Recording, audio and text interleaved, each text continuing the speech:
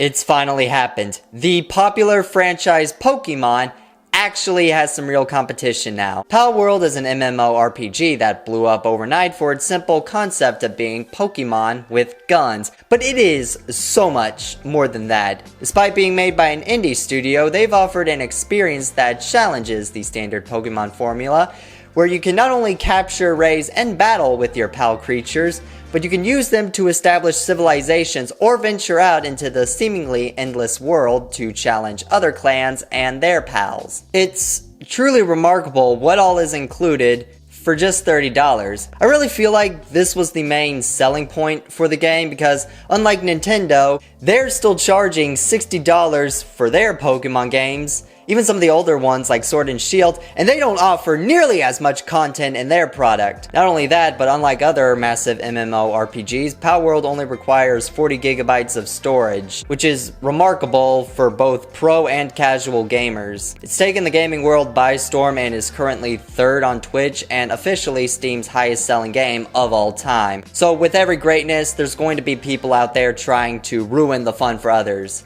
And now it's been confirmed that Nintendo are aware of the drama that is blowing up surrounding Palworld and intend to investigate the game. The main controversy that caught the eyes of Nintendo and Game Freak was similarities with the models between certain Pokemon and pals. There's numerous examples, but probably the best one was posted by Dextero on the platform formerly known as Twitter. Here you'll see some comparisons such as Latios, Cobalion, Lucario, Shaman, the list goes on. Now, while the base models can be argued to be reusing of assets, sorry to ruin Christmas for y'all, but all games have some sort of asset reuse. That's just common sense. Do you seriously think Nintendo doesn't reuse the base models of some of their old Pokemon when making new ones? Now, if Palworld did steal the models from Game Freak without their permission, then yes, that is absolutely a lawsuit waiting to happen.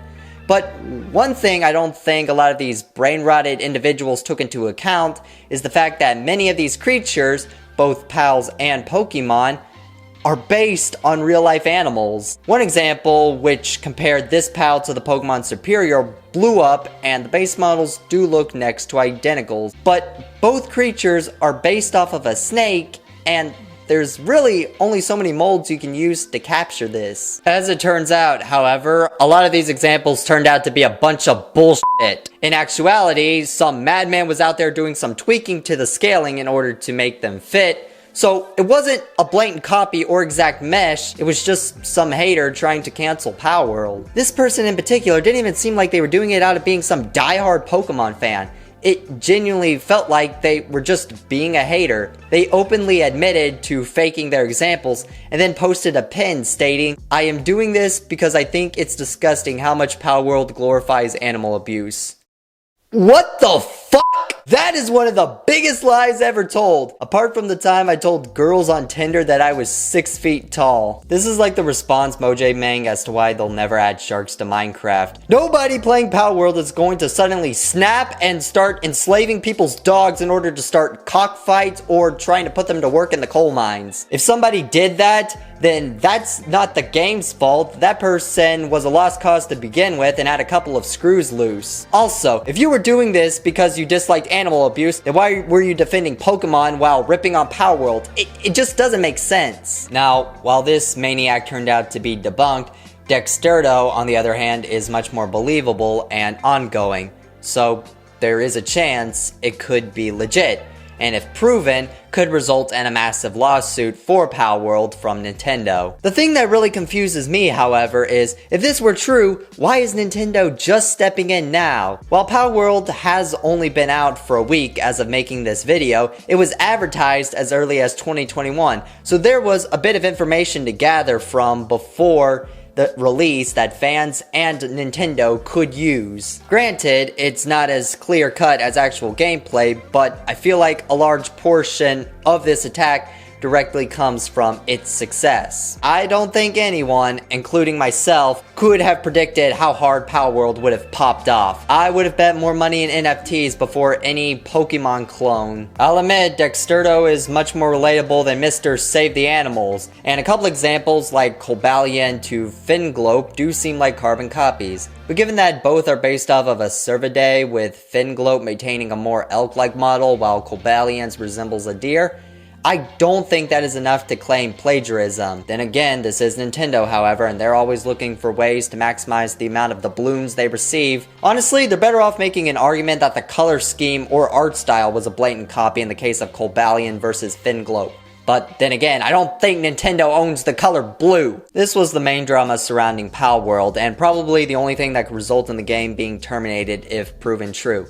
Thankfully, we live in a society where you're innocent until proven guilty, so unless Nintendo can scrape together some decent evidence to support the claim that Palworld is stealing their makes and models, I don't think this will cause their demise. However, while the claim that some pals are copies of certain Pokemon could be considered a legitimate reason for hating the game, there are other claims that just straight up feel like they were pulled out of somebody's ass. And I'd like to go through some of them, because they could easily be debunked if you just simply play the game! The first hot take comes from people claiming that Palworld is nothing but an asset flip game. And this was a belief that was shared by many people who seem to be missing their frontal lobe. This was a big one, saying that it was creatively bankrupt and poorly put together, that Palworld was nothing but a store-bought asset game from the real engine market. Then there's the second one, saying how if this asset flip game was released 10 years ago, it would have been relentlessly ridiculed and called it AI slop for some reason. But I'll talk more about that in just a minute. Let's start off with the accusations of it being an asset flip. Are you high? Do you not know what an asset flip is? An asset flip is a game where the large majority of it, like 90% of overall content, contains pre-made assets that you can buy off any game store market. Palworld is not even in the same ballpark as an asset flip. Like I said before, all games have some sort of asset reuse. There are some assets in Palworld that were pre-made and bought, but overall, the majority of the game took time to actually be coded and tested within a game engine. Calling it creatively bankrupt is fair. I don't think anyone is arguing that it doesn't bear any similarities to Pokemon. In fact, another game that Palworld gets widely compared to is Ark. Now, while I don't know nearly as much about Ark compared to Pokemon, I do know it takes 125 gigabytes of storage to download, and a lot of the servers just don't work. I went out and bought a new graphics card and engine for my PC just in hopes of playing the game, and after taking nearly a day to download and join a server, I was immediately kicked out by a hacker. In fact, apologies for the pseudo rant, but I don't think there is a single public server that doesn't contain a hacker in Ark, and the ones that don't just have such bad ping that they're not even worth playing. It's impossible to play unless you're rich and have money to burn.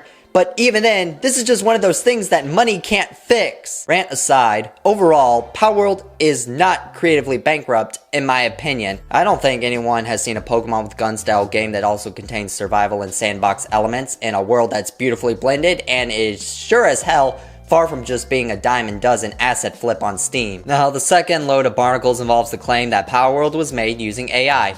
While this is a genuine concern within the gaming industry going forward and how AI could be integrated into games, there is no proof that that is the case with Palworld. Truthfully, I'd be shocked to learn that Palworld was some kind of AI experiment, and it would definitely change my perspective of it.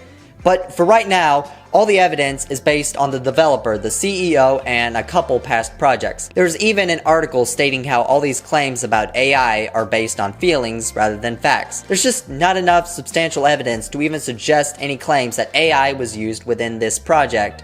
The only reason I could even remotely give as to why AI might be used is because it's an indie company, and they tend to be on the smaller scale of things, so AI could help with their limited team.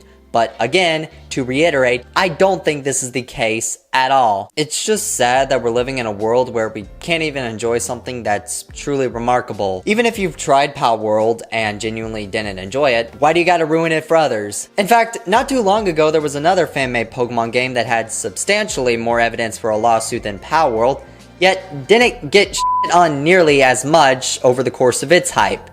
And that was Pokemon Infinite Fusions. I'm not here to rip on either of these games. I think there's something truly unique in regards to fan-made games based on Pokemon. I'm just laying out the facts and talking about all the drama that comes with greatness. I really hope Nintendo doesn't sue, as I think the game and the developers have a ton of potential. In fact, they've already released their first update not even a week into its release, so it really seems like they're committed to making Palworld something that stays around in the long run. And lastly, to kind of wrap up this video, I'm sure some of y'all are beckoning the question, am I going to be playing Palworld on my channel? And the answer is yes. Assuming nothing happens to the game within the coming week, y'all should expect that to be my next video. That's really about it.